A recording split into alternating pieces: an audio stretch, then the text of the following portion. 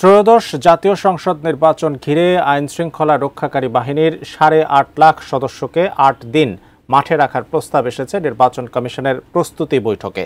এ সময় সেনাবাহিনীর 90,000 থেকে 1 লাখ সদস্য মাঠে থাকবে। এছাড়া প্রায় 1.5 লাখ পুলিশ সদস্য এবং 5 থেকে 6 লাখ আনসার ভিডিপি সদস্য দায়িত্ব পালন করবেন। আরও জানাচ্ছেন আমিনুল ইসলাম। সর্বশেষ দ্বাদশ জাতীয় সংসদ নির্বাচনে 8 দিনের জন্য মাঠে নেমেছিল সশস্ত্র বাহিনী, তবে যাতায়াতের জন্য আরও 5 দিন সময় নিয়েছিল। একাদশ সংসদ নির্বাচনে আইনশৃঙ্খলা রক্ষাকারী বাহিনী মাঠে ছিল 10 দিন, এবার 8 দিন মোতায়েনের প্রস্তাব এসেছে। 5 দিনের ডিপ্লয়মেন্ট প্রোগ্রাম করা হয়, সেখানে একটা প্রস্তাব এসছে এটা যেন 8 দিন করা হয়। নির্বাচনের আগে 3 দিন, নির্বাচনের দিন এবং নির্বাচন পরবর্তীতে 4 দিন। তো আমাদের ইনিশিয়াল প্ল্যানিং ছিল 5 দিন, এখন প্রস্তাবনাটা এসছে 8 দিন। এটা আমরা পরীক্ষা করে দেখব। আগামী ফেব্রুয়ারির প্রথমার্ধে ত্রয়োদশ সংসদ নির্বাচন, তার আগে ডিসেম্বরের প্রথমার্ধে তফসিল ঘোষণা করার কথা নির্বাচন কমিশনের।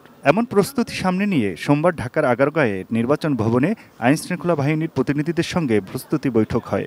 নির্বাচন ভবনে সকাল 10:30 থেকে প্রায় 3 ঘণ্টা চলে এ বৈঠক। প্রধান নির্বাচন কমিশনার এএমএম নাসির উদ্দিনের সভাপতিত্বে 4 নির্বাচন কমিশনার, স্বরাষ্ট্র সচিব, সশস্ত্র বাহিনী বিভাগের প্রিন্সিপাল স্টাফ অফিসার, আইজিপি, বিভিন্ন সংস্থার প্রধানসহ আইনশৃঙ্খলা বাহিনীর প্রতিনিধিরা এই আলোচনায় অংশ নেন।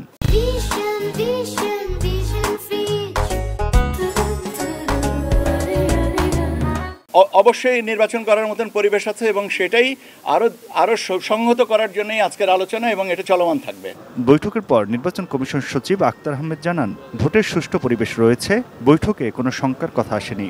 সেনাবাহিনী মাঠ পর্যায়ে তারা কাজ করছেন, ডিপ্লয়মেন্ট আছে ইন একটু সিভিল পাওয়ার। তাদের অবস্থানটা কি হবে সেটা আমরা বলেছি যে আমরা নীতিগতভাবে তারা যে অবস্থানে যে যার অবস্থানে আছেন, এইটা যেটা আমরা এমফাসাইজ করেছে যে ইন্টেলিজেন্স শেয়ারিং, যে সবগুলো বাহিনী তাদের নিজস্ব ব্যবস্থাপনায় নির্বাচনকে সামনে রেখে তাদের বাহিনীদেরকে প্রশিক্ষিত করার একটা কার্যক্রম গ্রহণ করেছেন। কমিশন সচিব আরও জানান, এআই এর অপব্যবহার রোধ এবং ড্রোন ব্যবহার নিষিদ্ধ করার পরিকল্পনা হয়েছে। ভোটের মাঠে পুলিশের সঙ্গে বডি ক্যামেরা থাকবে।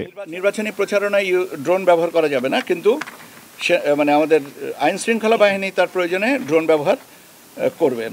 তবে কমিশন সচিব জানান, নিরাপত্তা পরিকল্পনার অনেক কিছু নির্ভর করবে নির্বাচনের বাজেটের উপর। এখনো পর্যন্ত বাজেটের কথা বলেননি কত টাকা, কিন্তু সবাই বলেছেন বাজেট একটা ফ্যাক্টর।